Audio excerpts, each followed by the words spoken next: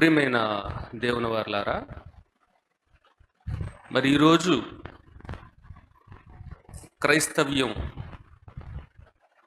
పేరెత్తిన Bible గురించి మాట్లాడిన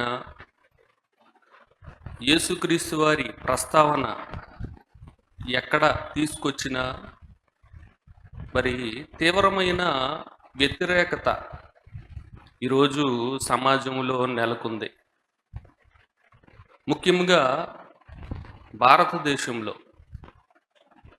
ఎక్కడ యేసుక్రీస్తు వారిని గూర్చిన సభ జరిగిన లేదంటే సువార్త ప్రకటింపబడుతున్న మరి ఎంతోమంది అడ్డగిస్తూ ఆ సభలు నిలిపివేయాలని లేదంటే సువార్తను జరగనీయకుండా చేయాలి అని ఎన్నో ప్రయత్నాలు, దూషణ మాటలు, చివరికి మనుషులపై దాడికి కూడా మరి తెగబడుతున్నటువంటి పరిస్థితులు మరి నేడు మనం ఎన్నో చూస్తున్నాం. మరి ముఖ్యంగా ఆంధ్ర, తెలంగాణ మరి రెండు రాష్ట్రాలకు సంబంధించి మనం ఆలోచిస్తే మరి సోషల్ మీడియా వేదికను చేసుకొని మరి ఎంతోమంది మరి యూట్యూబ్ ఛానల్స్ను నిర్వహిస్తున్న వారు ఆయా మతాలకు సంబంధించినటువంటి మరి బోధకులు ఎవరైతే ఉన్నారో మరి వారిని ఇంటర్వ్యూల పేరుతో లేదా చర్చా వేదికల పేరుతో లేదా డిబేట్ల పేరుతో మరి వారి ఛానళ్లకు, వారి స్టూడియోలకు ఆహ్వానించి మరి బైబిల్పై విరోధమైన అస్త్రాలు మరి సమాజానికి విడిచిపెడుతూ బైబిల్ని ఎలాగైనా తక్కువ చేయాలని, బైబిల్ని బోధించే బోధకులైన వారందరినీ తప్పుడు వ్యక్తులుగా చిత్రీకరించాలని, మరి యేసుక్రీస్తు అసలు దేవుడే కాదు అని నిరూపించాలని, మరి బైబిల్లో అక్కడక్కడ ఉన్నటువంటి కొన్ని సంఘటనలు ఏవైతే సమాజానికి కానీ లేదా భారతదేశ సంస్కృతికి కానీ విరోధంగా వారికి అనిపించినవి కొన్నిటిని మరి వారు సెలెక్ట్ చేసుకొని ఆయా సందర్భాలు, ఆయా వచనాలు మరి వాటిని మరి వారు ఆయా స్టూడియోల్లో చెప్తూ, గో క్రైస్తవ్యం ఎలాంటిది, క్రీస్తు ఎలాంటి వాడు, క్రైస్తవులు ఎవరినైతే దేవునిగా, తండ్రిగా భావిస్తున్నారో ఆయన క్యారెక్టరు ఎంత నీచమైనది అని సమాజంలో విషాన్ని చిమ్ముతూ సెక్యులర్ కంట్రీగా మత సామరస్యంతో, సోదర భావంతో మెలుగుతున్నటువంటి సమాజంలో అలజడని, అల్లకొల్లోలాలను సృష్టిస్తూ క్రైస్తవ్యాన్ని కించపరిచే విధంగా లేదంటే రెచ్చగొట్టే విధంగా మరి ఎడారి మతాలని లేదంటే గొర్రె బిడ్డలని నానా రకాల పేర్లతో సంబోధిస్తూ చాలా హేళనకరమైన మాటలు మరి ఈరోజు మరి సోషల్ మీడియా వేదికగా యూట్యూబ్లో కానీ, ఫేస్బుక్లో కానీ లేదంటే ఇన్స్టాగ్రామ్స్లో కానీ మనకి వీడియోస్ చాలా ఎక్కువగా మరి రోల్ అవుతూ ఉన్నాయి. మరి వాటిని అనేక మంది చూస్తున్నారు. మరి వాటిని చూసిన అనేక మంది రకరకాల కామెంట్స్. చూడండి, ఈ వాతావరణం అనేది ఎంతటి ప్రమాదానికి దారితీస్తుందో అనే విషయాన్ని గ్రహించక మరి ఏ ఒక్కరూ కూడా తగ్గకుండా విపరీతమైనటువంటి మరి బూతు పదజాలాలతో మరి కామెంట్లు పెడుతూ మరి ఇటు క్రైస్తవ్యం కానీ, అటు హైందవ్యం కానీ లేదా ఇటు ఇస్లాం కానీ ప్రతి ఒక్కరూ తలదించుకునే విధంగా ఆయా నమ్మకాలు కలిగిన వారి మాటలు, ఆ దూషణ పదజాలాలు ఎంతో ఘోరంగా, అవమానకరంగా మరి ఉండడం అనేది ఈరోజు మనం ఎన్నో చూస్తున్నామండి. మరి ఇలాంటి ఇంటర్వ్యూల్లోనూ, డిబేట్లలోనూ క్రైస్తవ్యం యొక్క ఔన్నత్యాన్ని లేదంటే గొప్పతనాన్ని,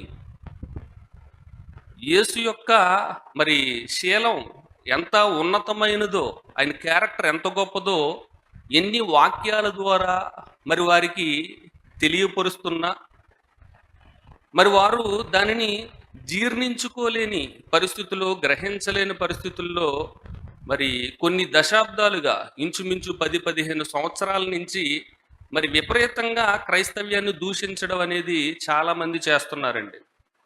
మరి ఈ మధ్య కాలంలో ట్రెండింగ్ ఏంటి అని అంటే,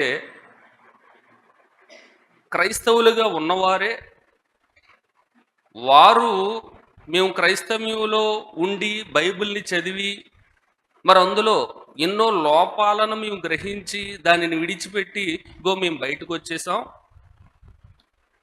క్రైస్తవ్యం అనేది మంచిది కాదు, ఒకప్పుడు నేను కూడా క్రైస్తవుడినే, మరి పాస్టర్లు లేదంటే బోధకులు బోధించే బోధన విధానం కానీ మరి బైబిల్లో వ్రాయబడినటువంటి ఆయా సందర్భాలు కానీ మనుషులకు మేలు చేసేవి కాదు, అందుకే మేము క్రైస్తవ్యాన్ని విడిచి బయటకు వచ్చేసాం, మిగిలిన వాళ్ళు కూడా బయటికి రప్పించాలి అని మేము కంకణం కట్టుకొని కొన్ని సంస్థలు ఏర్పాటు చేసి పుస్తకాలు రాసి క్రైస్తవ్యానికి విరోధంగా షార్ట్ ఫిల్మ్స్ కానీ లేదంటే సినిమాలు కానీ పుస్తకాలు కానీ రచించి మేము విడుదల చేసి దేశానికి మేము గొప్ప సేవ చేస్తున్నామని బిల్డప్లు ఇస్తూ చాలామంది ఈరోజు కనబడుతూ ఉన్నారండి సోషల్ మీడియా వేదికగా. మరి ఇలాంటి వారు క్రైస్తవ్యంలో ఉండి కూడా దానిని గ్రహించక ఆ జ్ఞానాన్ని తెలుసుకొనలేక మరి బయటికి వెళ్ళిపోయాము అని చెప్పుకుంటున్నారు అని అంటే, మరి వారు క్రైస్తవ్యంలో ఉండి బైబిల్ ఏమాత్రం అర్థం చేసుకున్నారు అని మనం ఆలోచిస్తే వాళ్ళు నామకార్థ క్రైస్తవులుగా ఉన్నారే తప్ప దానిని పరిశీలించి అందులో ఉన్న లోతుల్లోని జ్ఞానాన్ని మరి అర్థం చేసుకునే స్థితిలో వారికి లేదండి. అందరూ ఎలాగైతే ఆదివారం చర్చికి వస్తున్నారో వచ్చి కానుకేసి బోధకులు చెప్తున్న మాటలు విని వెళ్ళిపోయే స్థితే తప్ప ఏనాడు బైబిల్ని క్షుణ్ణంగా చదివి దానిని పరిశోధించగలిగితే అందులో ఉన్నటువంటి మాధుర్యం ఏంటో, అందులో ఉన్నటువంటి ఔన్నత్యం ఏంటో గ్రహించగలిగేవారు. కానీ నామకార్థంగా ఉన్నారు కాబట్టి ఎవరు గ్రహించలేకపోతున్నారండి ఈరోజు ఎంతోమంది. మరి ఇలాంటి వారి గురించి దేవుడు బైబిల్లో ఏం వ్రాయించాడో ఒక మాటను మనం చదవగలిగితే, కొరింథీయులకు రాసినటువంటి మొదటి పత్రిక, పౌలు గారు కొరింథీయులకు రాసినటువంటి మొదటి పత్రిక మొదటి అధ్యాయము 18వ వచనంలో మనం ఒకసారి ఆ మాటను చదివితే చూడండి, అక్కడ ఏం రాయబడిందో. సిలువను గూర్చిన వార్త నశించుచున్న వారికి వెర్రితనము గాని రక్షింపబడుచున్న మనకు దేవుని శక్తి. చూడండి, సిలువను గూర్చిన వార్త నశించుచున్న వారికి ఎలా ఉంటుందంటండి? వెర్రితనం. సిలువను గూర్చిన వార్త నశించుచున్న వారికి వెర్రితనం. వారు నశించిపోవడానికి సిద్ధపరచబడిన వారు గనుక దేవుని మాటలు ఎంత బోధిస్తున్నా, ఎంత ప్రకటిస్తున్నా, బైబిల్లో ఎంత జ్ఞానం ఉన్నా అవి చదువుతున్నప్పుడు వారికి వెర్రితనంగానే అనిపిస్తుంటాయంట. అందుకే సభలు ఆపేయాలని, సువార్తను అడ్డగించాలని, క్రైస్తవ్యం అభివృద్ధి చెందకూడదని, క్రైస్తవ్యం అనేది ఒక ఎడారి మతం అని, ఇందులో ఎవరు ఉండడానికి వీలు లేదని, మరి రకరకాలుగా ఈరోజు బైబిల్ మాటల్ని అర్థం చేసుకోలేక అపార్థం చేసుకుంటూ మరి విషాన్ని కక్కడం అనేది, వారి యొక్క అక్కసును చూపించడం అనేది ఈరోజు మనం ఎన్నో సందర్భాల్లో చూస్తున్నాం కదండి. ఎన్నో సందర్భాలు. ఎందుకంటే వారికి అర్థం కాలేదు. వెర్రితనం అంటే ఏంటండి? వెర్రితనం అంటే ఏంటి? పిచ్చి, అంతే కదండి. సిలువను గూర్చిన వార్త నశించుచున్న వారికి ఎలా కనబడుతుందట? పిచ్చి.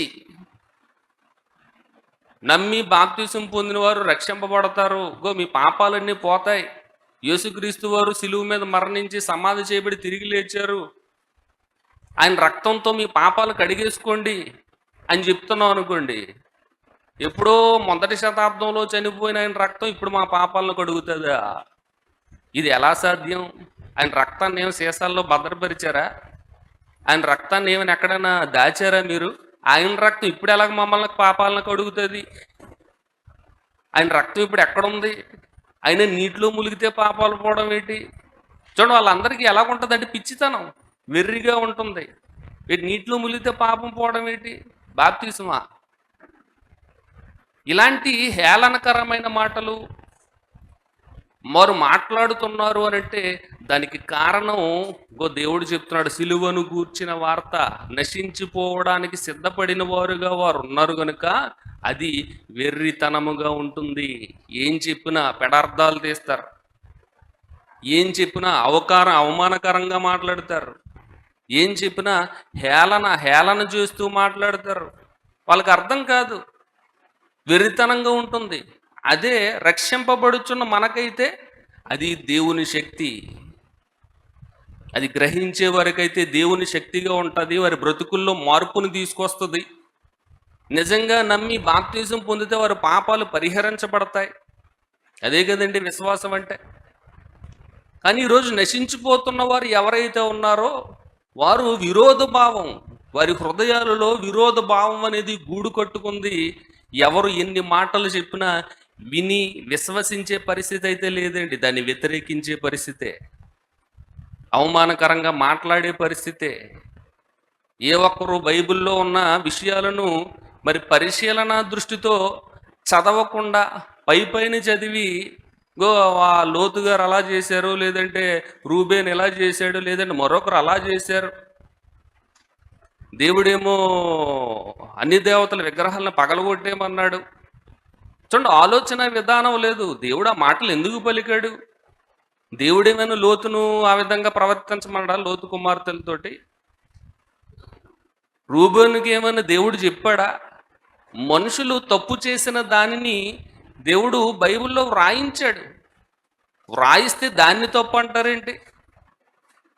ఈరోజు టీవీ న్యూస్ ఛానల్ చూడండి, ఎవరైనా రేప్ చేస్తారనుకోండి, పలానా వాళ్ళు పలానా స్త్రీని రేప్ చేశారు, లేదంటే పలానా చోట దొంగతనం చేశారు అని టీవీల్లో న్యూస్ చూపిస్తుంటారు. ఆ విజువల్స్ అయ్యి చూపిస్తుంటారు, ఆ నేరస్తుల ఫోటోలు అవి చూపిస్తూ ఉంటారు.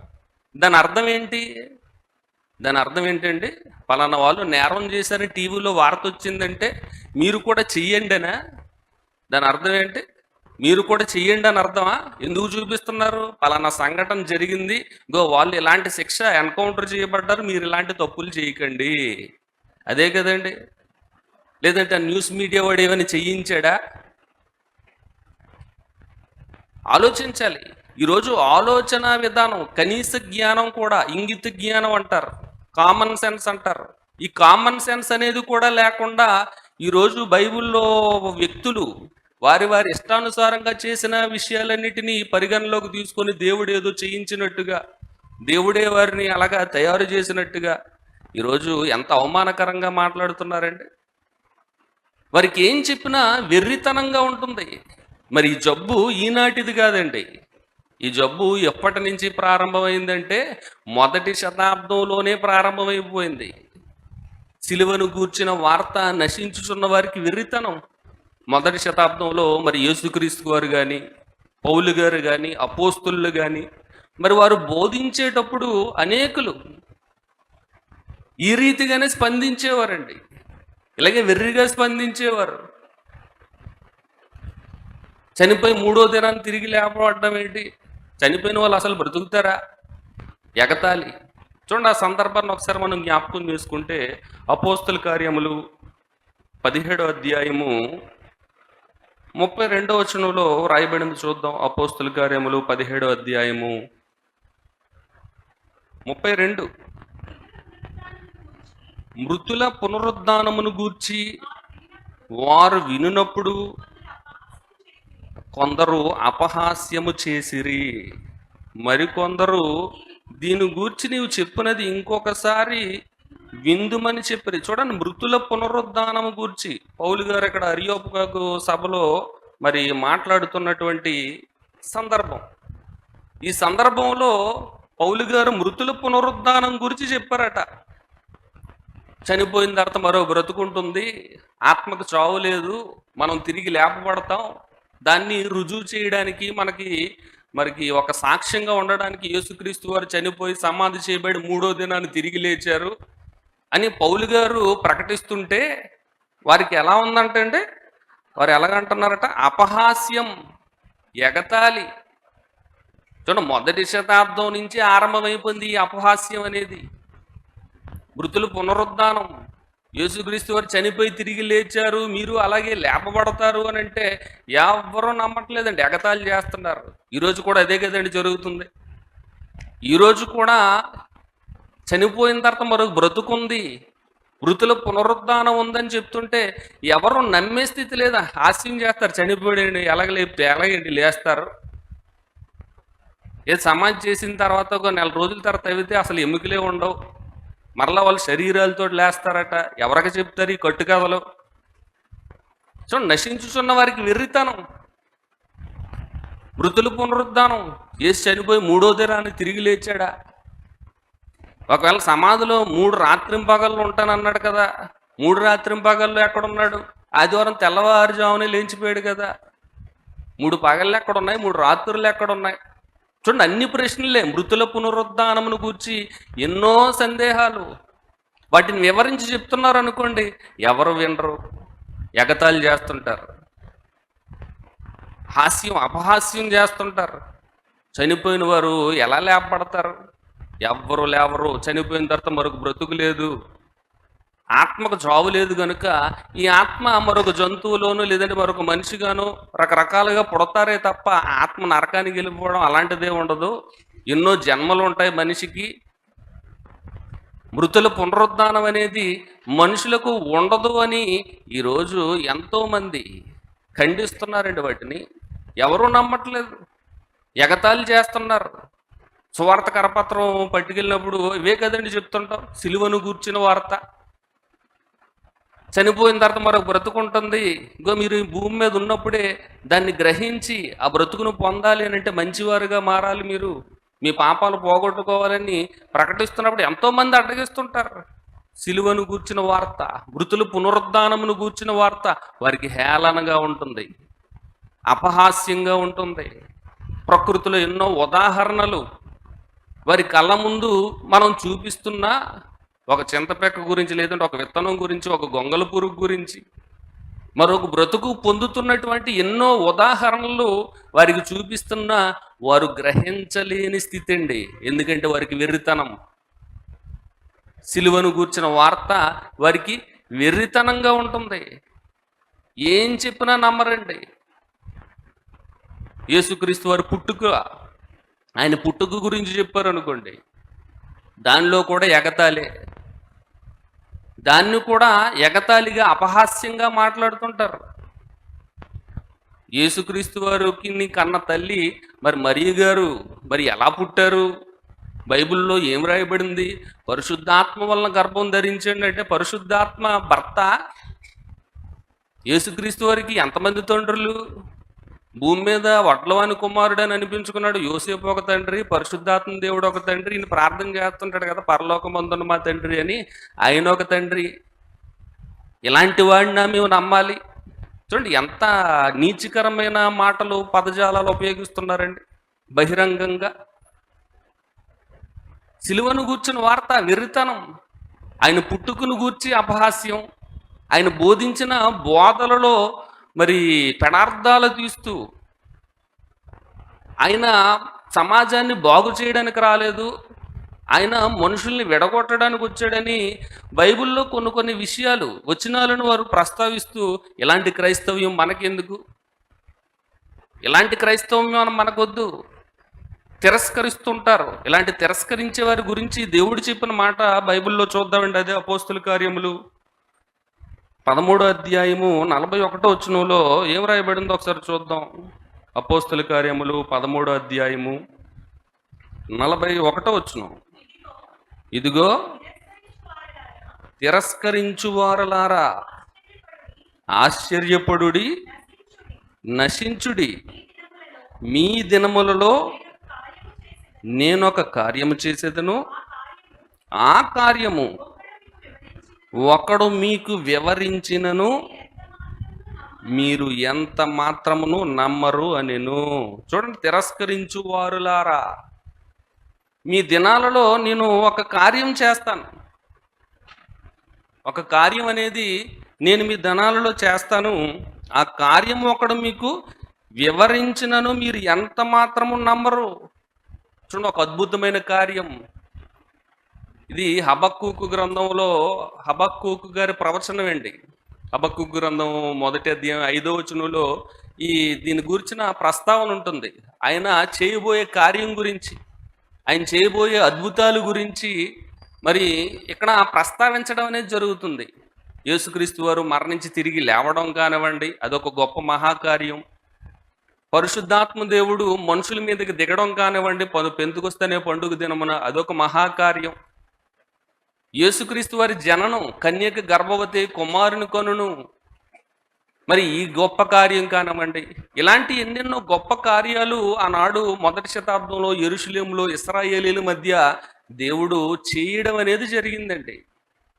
మరి వాటి గురించి ఆనాటి ప్రజలు పూర్తిగా నమ్మలేదు, ఏకీభవించలేదు. 2000 సంవత్సరాలు గడిచిపోయినా నేడు కూడా అవే తిరస్కారమైన మాటలు తిరస్కరిస్తున్నారు. పరిశుద్ధాత్మ వల్ల గర్భం ధరించడం ఏంటి? చరిత్రకారులు రాసింది ఏంటి అని అంటే, ఎవరో పంతారస్ అనే సైనికునితో పోవడం వల్ల ఆమె గర్భం ధరించింది, దేవుని మీదకి ఆ అవమానం ఆయన మీద నెట్టేసింది, సమాజం ఊరుకోదని. అలాంటి ఆయన్ని మేమెందుకు నమ్మాలి? ఆయన పుట్టికే మంచిది కాదు. అలాంటి ఆయన మాకు మంచి బ్రతుకుల్ని ఇస్తాడా? మాకు నిత్య జీవాన్ని ఇస్తాడా? ఎంత అపహాస్యం అండి, ఎంత హేళనకరమైన మాటలండి. వారికి బైబిల్లో నుంచి ఎన్ని విషయాలను వివరించినా వారు గ్రహించే స్థితిలో లేరు. ఎప్పుడు తిరస్కరణే, ఎప్పుడు మరి వారి హృదయాలలో పచ్చకామరులు ఉన్నోడికి లోకం అంతా ఎలా కనిపిస్తుందండి? పచ్చగా కనబడుతుందట. తప్పులు పట్టాలనుకున్న వాడికి బైబిల్లో ఎన్ని మంచి పదాలున్నా అన్నీ తప్పుగానే కనబడతాయి. అమ్మ అని పిలిచినా సరే బూతుగానే అనిపిస్తుంది. అలాంటి మరి హృదయాలతో, అలాంటి మనస్తత్వం వారి హృదయం అంతా నిండిపోయి ఉండడం వల్ల ఎంత వివరించినా, దేవుని శక్తి గురించి ఎంత చెప్పినా ఎవ్వరు వినరండి. యేసుక్రీస్తు వారు కుటుంబాలను చేల్చడానికి వచ్చాడట. కుటుంబంలో 5గురు ఉంటే ముగ్గురికి వేరుపడి ఇద్దరికి వేరుపడి ముగ్గురు విరోధులైపోతారట. భూమి మీద యేసుక్రీస్తు వారు సమాధానాన్ని నెలకొల్పడానికి రాలేదట, అగ్ని వేయడానికి వచ్చాడట. ఎప్పుడైతే అగ్ని పడిందో తండ్రికి కుమారునికి గొడవలు అయిపోతాయట, అత్తకి కోడలికి గొడవలు అయిపోతాయట, అన్నదమ్ముల మధ్య గొడవలంట. ఇలాంటి క్రైస్తవ్యం మనకెందుకు? ఇలాంటి దేవుడు మీకెందుకు? ఇలాంటి బైబిల్ మీరు చదువుతారా? చూడండి, ఆ సందర్భం ఏంటి, అందులో యేసుక్రీస్తు వారు అనే మాటల యొక్క భావం ఏంటి, ఏ పరిస్థితుల్లో ఆ మాటలు ఆయన చెప్పారు. చూడండి, ఇవేమీ తెలియదు. ఏదో ఒక మాట దొరికింది, ఆ మాట ఏదో మనకి ఉపయోగపడేటట్టుగా ఉంది కాబట్టి దీన్ని వాడేసుకుందాం అని అనుకొని ఈరోజు క్రైస్తవ్యానికి విరోధంగా ఎన్నెన్నో మాటలు, విషాన్ని కక్కుతూ క్రైస్తవ్యాన్ని దెబ్బతీయాలని, క్రీస్తును అవమానపరచాలని ఎన్నో మాటలు చెప్తున్నారండి. మీరు క్రైస్తవులుగా ఉంటే తండ్రికి సమాధి కార్యక్రమాలు కూడా చేయరు. అక్కడ యేసుక్రీస్తు వారి దగ్గరకు వచ్చి నా తండ్రి చనిపోయాడు, నేను సమాధి చేసి వచ్చేస్తానంటే యేసుక్రీస్తు వారు ఒప్పుకోలేదు. ముందు నన్ను వెంబడించు, మృతులను పాతిపెట్టుకుంటారు. ఇది ఎంత కఠోరమైన హృదయం అండి యేసుక్రీస్తు వారిది. అలాంటి క్రీస్తునా మీరు నమ్మేది అని చెప్తున్నారు. చూడండి, చనిపోయిన వారి కార్యక్రమాలు చేసేవాళ్ళు బోల్డ్ మంది ఉంటారు, కానీ రక్షింపబడుతున్న అవకాశం మరలా వస్తుందా? యేసుక్రీస్తు వారి మాటలు అర్థం చేసుకున్నారా? అర్థం చేసుకోలేదండి. అందుకే ఈ మాటలు ఇప్పుడు చదువుకున్నాం కదా, అపోస్తలుల కార్యాలు 13:41, తిరస్కరించువారులారా ఆశ్చర్యపడి నశించుడి, మీ దినములలో నేనొక కార్యము చేసేదను, ఆ కార్యము ఒకడు మీకు వివరించినను మీరు ఎంత మాత్రమును నమ్మరు. ఎన్ని ఉదాహరణలు చెప్పనివ్వండి, ఎన్ని సైంటిఫిక్ ఆధారాలు చూపించనివ్వండి, ఎన్ని రుజువులతో వాక్యాన్ని నిరూపించడానికి చూసినా ఎవరు నమ్మే పరిస్థితుల్లో లేరండి. ఎవరు నమ్మరు, పైగా ఎగతాళి చేస్తారు, హేళన చేస్తారు. ఇలాంటి బైబిల్ మాకెందుకు? నాకంటే ఎక్కువగా తల్లినైనను, తండ్రినైనను, భార్యనైనను, పిల్లలనైనను, ఇండ్లనైనను మీరు ప్రేమించడానికి వీల్లేదు. చూడండి, దేవుడు చూడండి ఎంత సైకో. ఇటు ఆయన్ని ప్రేమించాలా, ఇంకెవరిని ప్రేమించకూడదా? ప్రేమించకపోతే చంపేస్తాడా, నరకంలో వేసేస్తాడా? చూడండి, ఇలా మాటల్ని వక్రీకరణ, దేవుని మాటల్ని వక్రీకరిస్తున్నారు. దేవుణ్ణి చెడ్డగా క్రియేట్ చేస్తూ, అలాంటి దేవుణ్ణి మీరు విడిచిపెట్టేయండి. బైబిల్ లోతుల్లోనికి వెళ్లకుండా పై పై వచనాలు ముందలు నేర్చుకోవలసిన పాఠం ఏంటంటే బైబిల్ అనగానేమి, బైబిల్ని ఎలా చదవాలి. ఆ పాఠం చదివి బైబిల్ చదివితే బాగున్ను. ఏమీ తెలియకుండా బైబిల్ చదివేస్తున్నారు. పై పై పొడి పొడి అక్షరాలే కనబడతాయి కదండి. అక్షరం చంపును, కానీ ఆత్మ జీవింపజేయను. అక్షరాలను ఒక్కటి చూస్తే మీరు అపార్థం చేసుకుంటారు. అందులో భావాన్ని చూడండి. కనికరము నేను కోరుచున్నాను కానీ బలిని నేను కోరను అని ఈ వాక్య భావాన్ని మీరు ఆలోచించండి. పదాలదే ఉందండి. పదాలు చూస్తే బోల్డు అపార్థాలకు గురయ్యే పరిస్థితులు ఉంటాయి. గతంలో పాఠం చెప్పినప్పుడు చాలా సందర్భాలు చెప్పాను. వేదిక మీద ఆహ్వానించేటప్పుడు ఏమని పిలుస్తారండి అందరూ? వేదిక మీద పిలిచేటప్పుడు give him a big hand అంటారు. అంటే దాని అర్థం ఏంటి? ఆ పదాల యొక్క అర్థం ఏంటండి? Give him a big hand అంటే ఆయనకు ఒక పెద్ద చెయ్యి ఇవ్వండి అని అర్థం, అంతే కదా పదాల యొక్క అర్థం. కానీ వాళ్ళు ఏ ఉద్దేశంతో అన్నారో భావం ఏంటి? వేదిక మీద వస్తున్నారు, మీ చేతులతో గట్టిగా చప్పట్లు కొట్టండి అని అర్థం, అంతే కదా భావం. దాని భావం అది. పదాలలో ఉన్న అర్థాన్ని తీసుకుంటే వేరే రకంగా ఉంటుంది. ఇలా బైబిల్ని చదివేటప్పుడు ఆ బైబిల్లో వ్రాయబడిన అక్షరాల వెనకాతలు ఉన్నటువంటి భావాన్ని గ్రహించాలి. ఆ భావాన్ని గ్రహించక, సందర్భం తెలియక, ఎవడకు నోటుకొచ్చినట్టు వాడు ఇష్టానుసారంగా వాగేసుకుంటూ బైబిల్ ఎలాంటిది అలాంటిది, బైబిల్ ఒక తప్పుడు గ్రంథం, యేసు పుట్టుక అసలు అంత నీచమైంది, ఆయన చనిపోయి తిరిగి లేవలేదు, కుటుంబాలను కూల్చేస్తారు, ఆయన సైకో శాడిజం, పిల్లల్ని చంపేమన్నాడు. ఎవరు చంపేశారు చెప్పండి? ఎవరు చంపేశారు? బైబిల్లో చంపేసిన దాఖలాలు ఏమైనా ఉన్నాయా? ఏమీ లేవు. చెప్తారు తండ్రిగా, ఇంకో నువ్వు నా మాటకు వినకపోతే చంపేస్తాను రే అని అంటారు. ఏంటి మీ పిల్లల్ని మీరు బెదిరించరా? మీ పిల్లల్ని మీరు తిట్టరా? ఎప్పుడు ఎలాగా కాలు నరికేస్తాను బయటకు అడుగు పెట్టావంటే అని అంటారు. నిజంగా నరికేస్తారా మీ పిల్లలకి? కనీస జ్ఞానం లేకుండా ఈరోజు పిల్లల్ని చంపేమన్నాడు. ఏ సందర్భంలో అన్నాడు? ఎందుకు అన్నాడు? వాళ్ళు చంపేసిన వారు ఎవరైనా ఉన్నారా? ఎప్పుడైనా చదివారా బైబిల్లో? చూడండి, ఇలాంటివి ఏవి ఆలోచించకుండా తిరస్కార బుద్ధి, తిరస్కరించువారులారా, ఇగో మీకు ఎవరు ఎన్ని వివరించినా మీరు వాటిని నమ్మరో గ్రహింపరో అని అంటున్నాడు. ఎందుకు నమ్మరో గ్రహింపరంటే బైబిల్లో రాయబడిన మాట చూద్దాం. కొరింథీయులకు రాసిన మొదటి పత్రిక 2వ అధ్యాయం 14వ వచనం. పౌలు గారు కొరింథీయులకు రాసిన మొదటి పత్రిక 2వ అధ్యాయము 14వ వచనం. ప్రకృతి సంబంధి అయిన మనుష్యుడు దేవుని ఆత్మ విషయములను అంగీకరింపడు, అవి అతనికి వెర్రితనముగా ఉన్నవి, అవి ఆత్మానుభవము చేతనే వివేచింపదగును గనుక అతడు వాటిని గ్రహింపజాలడు. చూడండి, ప్రకృతి సంబంధి అయిన మనుష్యుడు ఈ లోక సంబంధమైన ఆలోచనలో ఉండిపోయి, చిన్న మనస్తత్వంతో ఉండిపోయి, ఈ లోక జ్ఞానాన్ని కలిగిన బ్రెయిన్తో ఆత్మ విషయాలను ఆలోచించాలంటే కష్టం. ప్రకృతి సంబంధి అయిన మనుషుడు దేవుని ఆత్మ విషయాలను అంగీకరింపడు. ఆత్మ విషయాలని అంగీకరింపడంట. ఆత్మ వలన జరిగిన అద్భుతాలని ఎవరు గ్రహించలేరట. పరిశుద్ధాత్మ వల్ల కన్యకి గర్భవతి అయిందని చెప్పునా ఎవరు నమ్మరు, అంగీకరించలేరు. పరిశుద్ధాత్మ వల్ల గర్భం ధరించడం ఏంటి? పరిశుద్ధాత్మ వల్ల పుస్తకాలు రాయబడడం ఏంటి? ఇవన్నీ ఎవరో మనుషులు రాశారు. యెహోవా అనే పాత్ర మోషే గారు కల్పించిన ఒక పాత్ర, నిజంగా దేవుడు లేడు. ప్రకృతి సంబంధమైన మనుషుడు కాబట్టి ఆత్మ ద్వారా జరిగినటువంటి ఆ కార్యాలని అంగీకరించలేని పరిస్థితి. అంగీకరించరండి ఎవరును. ప్రకృతి సంబంధి కనుక ఈ భూమి, ఈ ఆకాశం వారి పరిధి ఇక్కడే ఉండిపోయింది. ఈ లోక సంబంధమైన పరిస్థితుల్లోనే వాళ్ళు మునిగిపోయారు గనుక ఆత్మను గూర్చిన విషయాలు ఎన్ని చెప్పినా వారు వినరు. ఆత్మకు జాబు లేదంటే నమ్మరు. ఆత్మకు మరో జీవం ఉంది, మరొక జీవితం ఉందంటే నమ్మరు.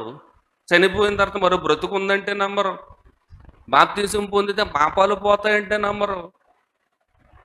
చూడండి, ఇలాంటి ఎన్నెన్నో విషయాలు వారి కళ్ళకు కట్టినట్టుగా సాక్ష్యాధారాలతో, శాస్త్రపరమైన రుజువులతో ఎన్ని చూపించినా వారు ప్రకృతి సంబంధమైన మనుషులుగా ఉండిపోయారు కనుక ఆత్మ సంబంధమైన విషయాలు ఎన్ని బోధించినా వారు నమ్మట్లేదంట. అవి అతనికి వెర్రితనముగా ఉన్నవి, వెర్రిగా ఉంటాయి, అంగీకరించరు, పిచ్చితనంగా ఉంటాయి. ఏంటంటే పిచ్చిగా మాట్లాడుతున్నారు. పౌలు అంతటి జ్ఞాని అరియోపక మహాసభలో మాట్లాడినప్పుడు వారు కూడా అంతే కదండి. మృతుల పునరుద్ధరణ గురించి చెప్తుంటే అభాసిస్తున్నారట. ఎటు చనిపోతే బతుకుందా, ఎటు చూపించు, ఎవరు లేచారు చూపించు. యేసుక్రీస్తు వారు లేవలేదట కదా, శిష్యులు ఎత్తికెళ్ళిపోయారట కదా. మత్తయి సువార్త 28 చివరి వచనాల్లో వ్రాయబడి ఉంటుందండి.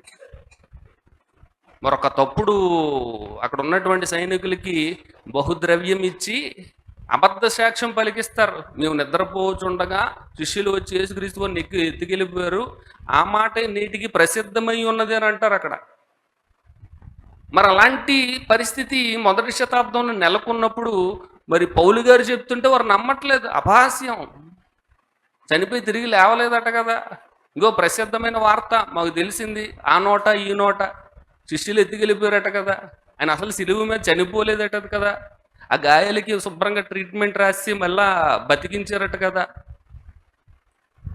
చూడండి, ఇలాంటి ఎన్నెన్నో అవమానకరమైన ప్రకృతి సంబంధమైన మనుషులకి ఈ ఆత్మ సంబంధమైన సంగతులు అంగీకరింపరు. అవి ఎంత వివరించినా వారు నమ్మకపోగా అవి వారికి వెర్రితనముగా ఉంటాయంట.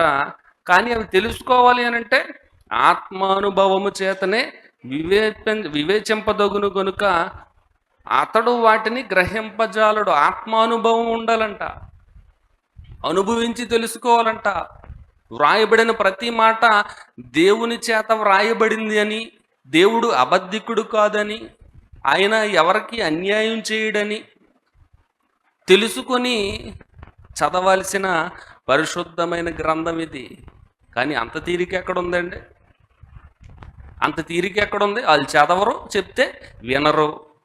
ప్రకృతి సంబంధమైన మనుషులు.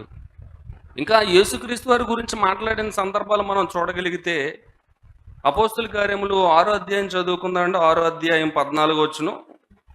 అపోస్తుల కార్యములు 6వ అధ్యాయం 14 వచనం. ఈ నజరేయుడైన యేసు ఈ చోటును పాడు చేసి మోషే మనకిచ్చిన ఆచారములను మార్చునని వీడు చెప్పగా మేము వింటిమనిరి. చూడండి, ఈ నజరేయుడని యేసు ఈ చోటును పాడు చేసి, సేమ్ ఇలాంటి మాటలే. దేశం పాడైపోతుంది, ఈ చోటు, ఈ దేశాన్ని క్రైస్తవులు వచ్చి పాడు చేశారు, క్రైస్తవులు వచ్చి దోచుకెళ్ళిపోయారు,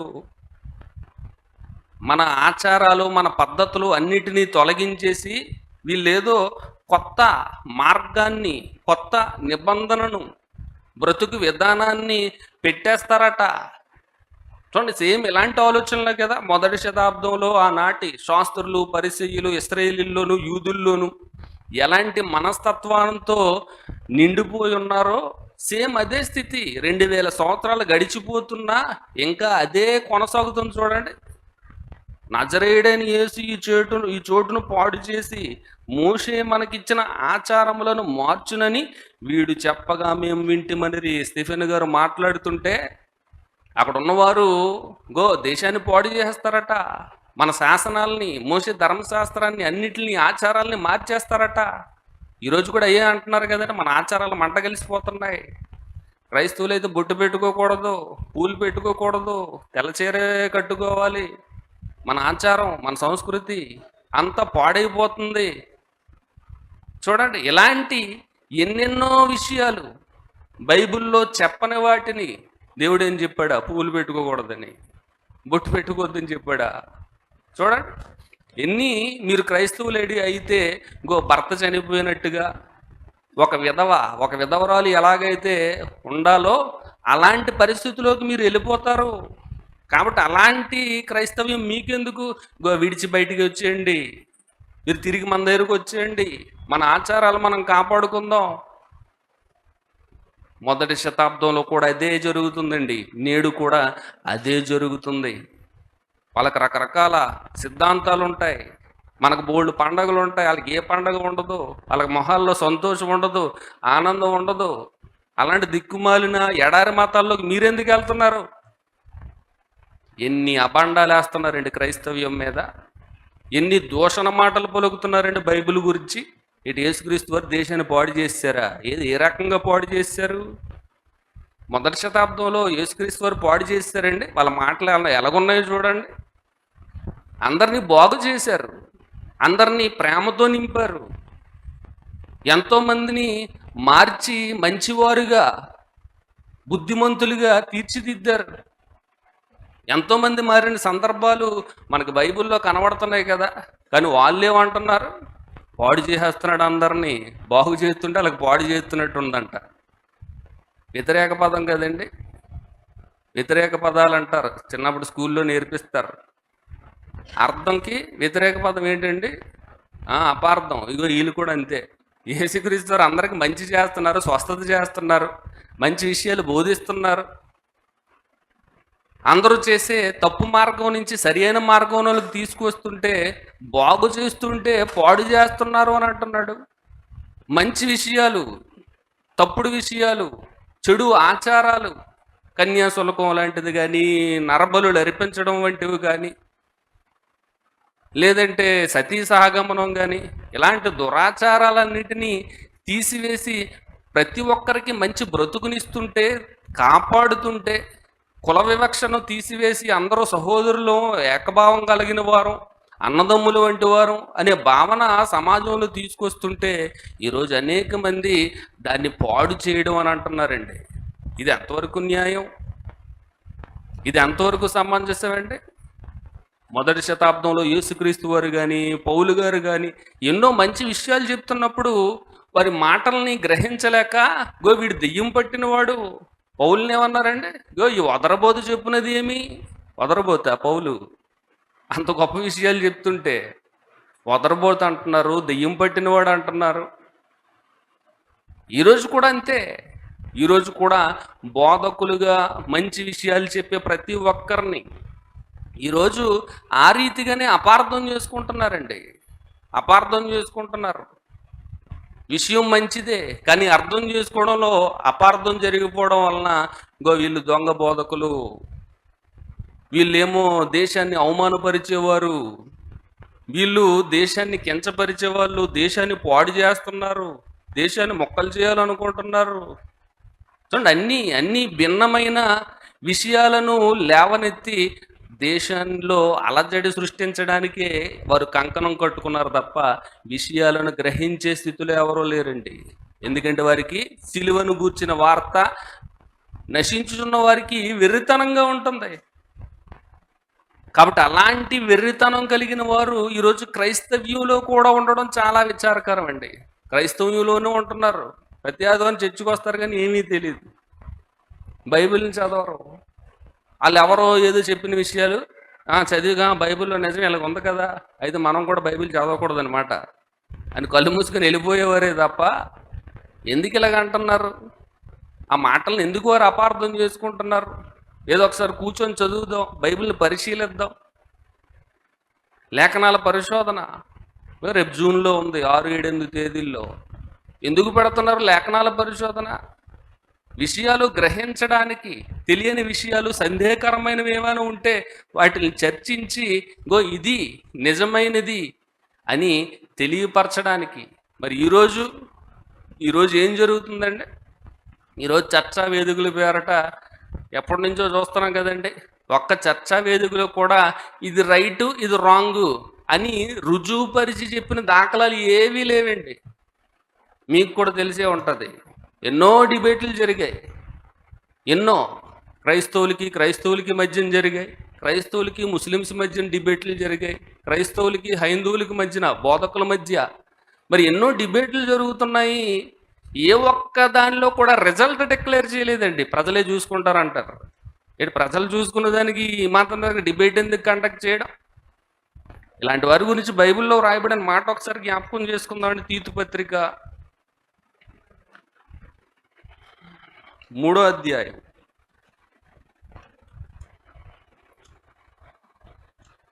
తీతు పత్రిక 3వ అధ్యాయము 9వ వచనం. 9, 10, 11 వచనాలు చదువుకుందామండి.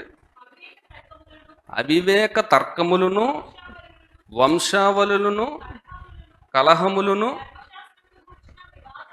ధర్మశాస్త్రము గూర్చిన వివాదమును, నిష్ప్రయోజనమును, వ్యర్థమునై ఉన్నవి గనుక వాటికి దూరముగా ఉండుము. చూడండి, అవివేక తర్కములు అని అంటున్నాడు. అవివేక తర్కములు. అవివేక తర్కములు అంటే అర్థం పర్థం లేని విషయాల మీద తర్కించుకోవడం. దాన్ని ముద్దుగా మన వాళ్ళు డిబేట్ అని అంటుంటారండి. డిబేటా? ఏ డిబేట్లో ఏం తేల్చారు? గంటల తరబడి కూర్చొని నీకు అరగంట వాళ్ళు చెప్పుకొని దానికి మళ్ళీ జడ్జెస్ కూడాను. ఆ జడ్జిలు ఏం తేలుస్తారంటే వాళ్ళు ఏం తేల్చరు. ప్రజలకి నిర్ణయం విడిచిపెడుతున్నాం. విగ్రహాలకు అర్పించి నువ్వు తినొచ్చా తినకూడదా? డిబేట్. తినొచ్చా తినకూడదా తేల్చి చెప్పాలి కదా. ఆయన వెర్షన్ ఆయన చెప్పుకున్నాడు, నా వెర్షన్ నేను చెప్పుకున్నాను. జడ్జిలు కూర్చొని టైమింగ్స్ అవి చెప్పారు తప్ప ఇది రైట్, ఇది రాంగ్, ఇది చెయ్యండి, ఇది చెయ్యకూడదు అని తేల్చి చెప్పిన సందర్భం ఏముంది? యేసుక్రీస్తు వారు సిలువ వేయబడ్డా వేయబడలేదా? డిబేట్, చర్చ. ఏం తేల్చారు? ఏమీ తేల్చలేదు. అతను గంట ప్రసంగం ఆయన చేసుకున్నాడు, ఈయన గంట ప్రసంగం ఈయన చేసుకున్నాడు. ప్రజలే నిర్ణయించుకుంటారు. చూడండి, ఇవన్నీ అవివేక తర్కాలు, రిజల్ట్ లేనివి. అవివేక తర్కములను, వంశావళులను, కలహములను, నా ధర్మశాస్త్రము గూర్చిన వివాదములను, నిష్ప్రయోజనమును, వ్యర్థమునై ఉన్నవి. నిష్ప్రయోజనం, వ్యర్థం. ఇలాంటి తర్కాలకు వెళ్ళొద్దు, ఇలాంటి డిబేట్లలో కూర్చోవద్దు, ఇలాంటి చర్చా వేదికలు వద్దు. అందుకే బైబిల్ ఓపెన్ యూనివర్సిటీ ద్వారా ఎప్పుడు సవాలు విసిరినా terms and conditions, result declare అయిపోవాలా. నేను కానీ ఓడిపోతే బైబిల్ని వదిలేస్తాను, నువ్వు కానీ ఓడిపోతే నీ గ్రంథాలను విడిచిపెట్టి నువ్వు బాప్తిసం పొందాలా. ఇది డిక్లేర్ చేయి, ఈ టర్మ్స్ అండ్ కండిషన్స్ ఒప్పుకో. అలాగైతే రారట. మీరు చెప్పుకోండి, మాది మేము చెప్పుకుంటాం, అంత అయిపోయిందా శుభ్రంగా భోజనం చేసి tata bye bye good bye అని చెప్పేసి ఇంటికి వెళ్ళిపోదాం, మేమేమి తేల్చం. ప్రజలే న్యాయ నిర్ణేతలు, వాళ్ళు చూసుకుంటారు. వాళ్ళు చూసుకునే దానికి డిబేట్ ఎందుకు? ఆల్రెడీ గతంలో నీ ప్రసంగాలు విన్నారు, వాళ్ళ ప్రసంగాలు విన్నారు, వాళ్ళు చెప్పిన బోధలు విన్నారు, వీళ్ళు చెప్పిన బోధలు విన్నారు. వీళ్ళు సోషల్ మీడియాలో వింటున్నాం కదండి, ఎవరి వెర్షన్ వారు చెప్పుకుంటూ పోతున్నారు. మరి అలాంటప్పుడు ఎందుకు డిబేట్? ఏది తేల్చలేనప్పుడు అవివేక తర్కం, నిష్ప్రయోజనం. మరి నిష్ప్రయోజనమైన విషయాల గురించి తర్కించొద్దని చెప్తూ ఏమంటున్నాడు చూడండి 10వ వచనంలో, మతభేదములు కలిగించు మనుషునికి 1-2 మార్లు బుద్ధి చెప్పిన తరువాత వానిని విసర్జించుము. మతభేదాలు పుట్టించేవారు, దేశాన్ని చేల్చాలనుకునేవాళ్ళు. బైబిలు అది విదేశీ పుస్తకం. క్రైస్తవ్యం అనేది ఒక మతం, ఇది ఎక్కడి నుంచో వచ్చినటువంటి ఎడారి మతం. దీన్ని మీరు నమ్మొద్దు, దీన్ని మీరు మరి విసిరి కొట్టండి, బైబిల్ని కాల్చేయండి, బైబిల్ అనేది ఒక బూతు పుస్తకం. చూడండి, ఇవన్నీ చెప్తున్నారంటే ఏంటి అర్థం? మతభేదాలను సృష్టించడం, మతభేదాలు సృష్టించడం. మరి ఈ మతభేదాలు సృష్టించే వారి విషయంలో ఎలా ప్రవర్తించమంటున్నాడండి? అలాంటి మనుషునికి 1-2 మార్లు బుద్ధి చెప్పు, 1-2 మార్లు చెప్పు. విన్నాడా? సరే, లేదంటే ఏం చేయమంటున్నాడండి? వానిని విసర్జించుము, విడిచిపెట్టే. వాడే కుక్కలా వాక్కొని వెళ్ళిపోతూ ఉంటాడు ఆ ఇంటికి ఈ ఇంటికి. బుద్ధి చెప్పావు కదా, విని మానుకుంటే సరే, వినలేదనుకో వదిలేయండి. ఏదో నోటికి వచ్చినట్టు వాక్కుంటుంది, దానివల్ల ఒరిగే నష్టం ఏమీ లేదు.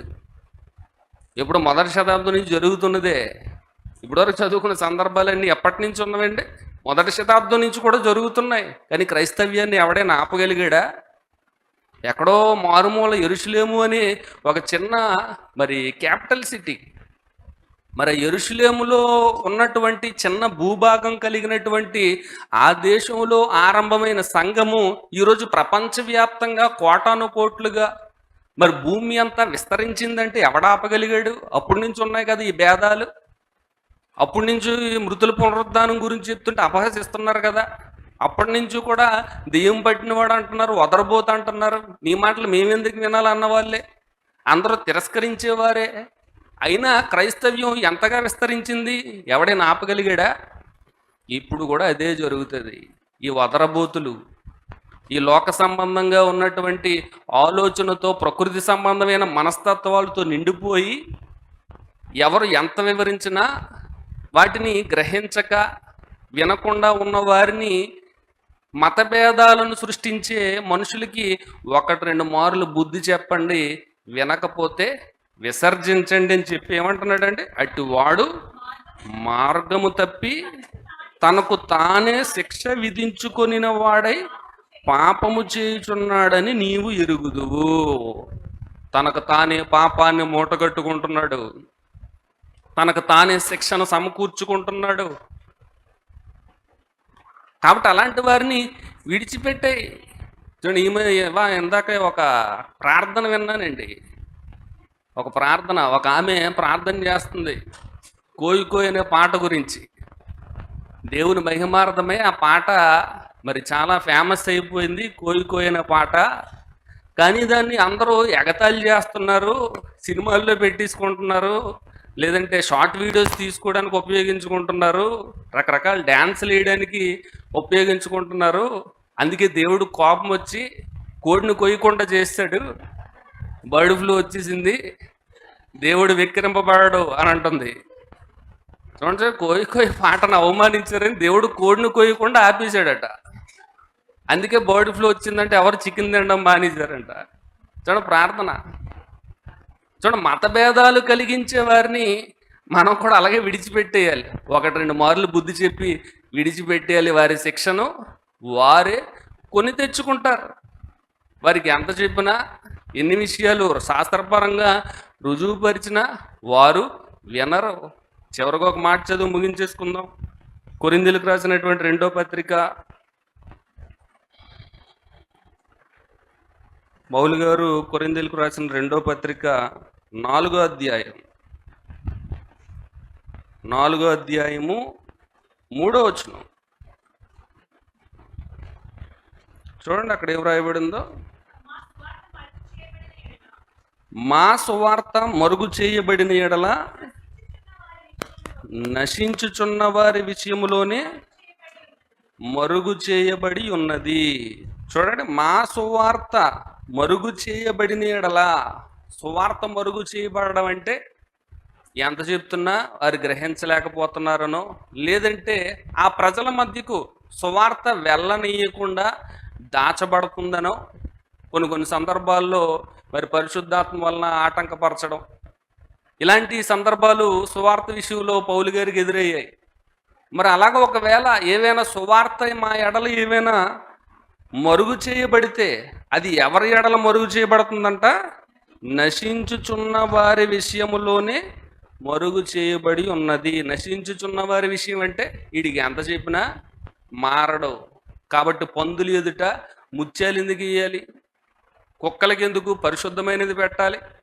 ఎంత చెప్పినా మార్పు చెందని పరిస్థితి వీడికి ఉంది. కాబట్టి వీడు నశించిపోయే వారి జాబితాలో ఉన్నాడు, నశించుచున్న వారి జాబితాలో ఉన్నాడు. కాబట్టి వీడికి ఎంత చెప్పినా మారడు. కనుక వీడికి ఎందుకు పరిశుద్ధమైనది పెట్టాలి, వీడికి ఎందుకు ముత్యాలు వేయాలి అని దేవుడు మరుగు చేసేస్తాడట. ఇలాంటి ఈ సందర్భాలలోనే మరుగు చేయబడుతుంది. నశించుచున్నవారు వారు నిత్యాగ్ని దండనకు సిద్ధపరచబడిపోయారు. అపవాదికి వాని దూతలకు సిద్ధపరచబడిన నిత్యాగ్నిలోనికి వెళ్ళిపోవడానికి జాబితా దేవునికి ఆల్రెడీ భవిష్యత్తు తెలుసు. కాబట్టి అలాంటి వారికి సువార్తను దేవుడు మరుగు చేస్తాడట. ఆ సువార్త చెప్పబడుతున్నా అది వారికి పిచ్చిగా ఉంటుందట, వెర్రిగా ఉంటుందట.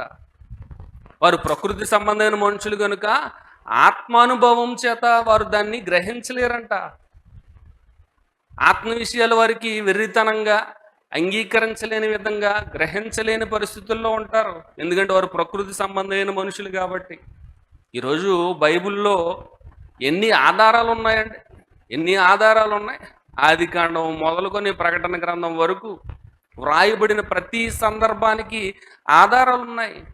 ఆయా దేశాల పేర్లు కానివ్వండి, నదుల పేర్లు కానివ్వండి, సముద్రాలు కానివ్వండి, పరిపాలించినటువంటి చక్రవర్తుల చరిత్ర కానివ్వండి, యేసుక్రీస్తు వారు తిరిగిన ప్రదేశాలు కానివ్వండి, పౌలు గారు సంచరించిన ప్రదేశాలు కానివ్వండి, అబ్రహాము గారు నివాసం ఉన్నటువంటి ప్రదేశాలు కానివ్వండి, ఎన్ని ఆధారాలు ఉన్నాయండి. శాస్త్రపరమైన ఆధారాలు ఎన్ని లేవు, శాస్త్రపరమైన విషయాలు ఎన్ని విషయాలు, భవిష్యత్తును గురించిన విషయాలు బైబిల్లో దేవుడు ఎన్ని ప్రస్తావించలేదు. నక్షత్ర మండలాల గురించి కానీ, ఆకాశం గురించి కానీ, మనుషులు చేయబోయే భవిష్యత్తు కార్యక్రమాల గురించి కానివ్వండి. యోబు గ్రంథం 28 అధ్యాయంలో ఉంటుంది కదా, అవన్నీ భవిష్యత్తు. మనుషులుగో ఇవన్నీ చేస్తారు. ఎన్ని నదులు, ఎన్ని సముద్రాలు, ఎన్ని ఊర్లు, ఎన్ని దేశాలు, వ్రాయబడిన ప్రతి దానికి కూడా ఆధారం ఉంది. సైంటిఫిక్ ఎవిడెన్స్లు ఉన్నాయి, హిస్టారికల్ ఎవిడెన్స్లు ఉన్నాయి, భౌగోళిక జోగ్రఫికల్ ఎవిడెన్సెస్ ఉన్నాయి. ఇంకెన్ని కావాలి? సామాజిక పరమైన విషయాలు ఎన్నో వ్రాయబడ్డాయి. మనుషులకు మంచి నేర్పించి ఎన్నో పరిస్థితులు బైబిల్లో వ్రాయబడ్డాయి. ఇన్ని మంచి విషయాలు ఉన్నా వారు ఏం వెతుకుతున్నారండి? ఇవి చెప్పరు. మళ్ళా నిన్ను వాళ్ళని పొరుగు అని ప్రేమించాలి, బైబిల్లో రాయబడిందండి, మంచి మాట. ఎవడని చెప్తున్నాడా? అందరూ లోపాలను ఎదిగే వాళ్ళే తప్ప, అపార్థం చేసుకొని ఇది తప్పుగా వ్రాయబడిందని చెప్పేవాళ్ళు తప్ప మంచి విషయాలు కనబడట్లేదు వాళ్ళకి. మంచిని చూపించవచ్చు కదా, మంచి గురించి చెప్పొచ్చు కదా.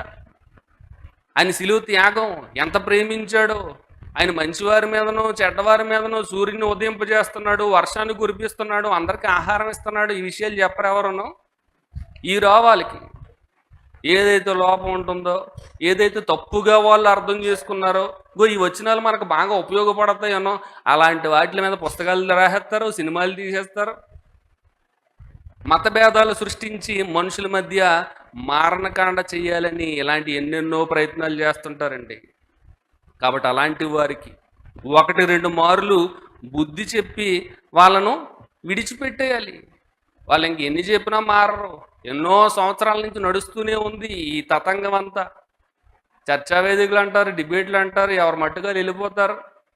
ఎవరో ఖండించరు, ఎవరో సైలెంట్ అవ్వరు, ఎవరో ఆపలేరు. మొదటి శతాబ్దం నుంచి ఇవన్నీ జరుగుతూనే ఉన్నాయి.